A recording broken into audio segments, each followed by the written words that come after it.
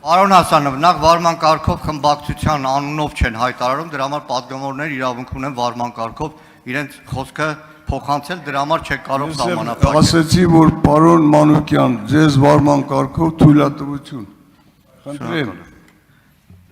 Խմբակցությունով չի, ամեն պատգամավոր իրավունք ունի։ Պարոն Հասանով, նախորդ ազգային ժողովում դուք այստեղ նստած եք, մեր գործընկեր պատգամավորներից որոշները բանտում էին։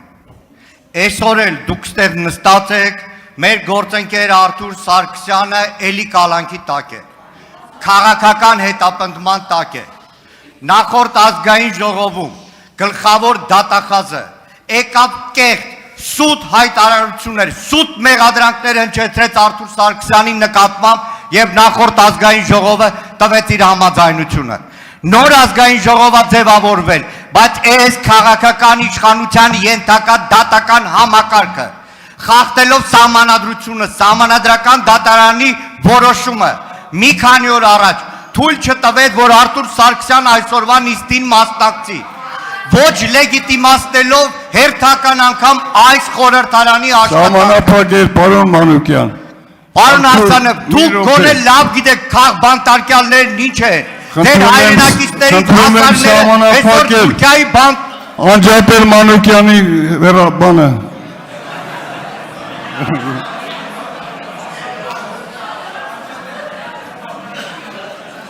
Պարոն Մանուկյան, Սարգսյան Արթուրը արդեն շուրջ մի տարվա ընթացքում մի տարի է, որ նստած է, դա կորոշի դատարանը, թե նրան ինչ պատիժ, ինչ կալանք եւ այլն, այստեղ որոշվելու ոչ մի հարց չկա։ Մի րոպե, դուք կընտրենք ազգային ժողովի նախագահ, կընտրենք տեղակալներ, որոնցից մեկը կլինի ձեզանից, դրանից հետո արդեն մշտական հանձնաժողովի նախագահներ կընտրվեն եւ վերջապես կլինի ազգային ժողովի խորհուրդ,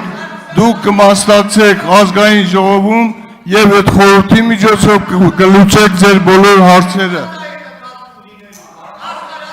Վերջացրեք։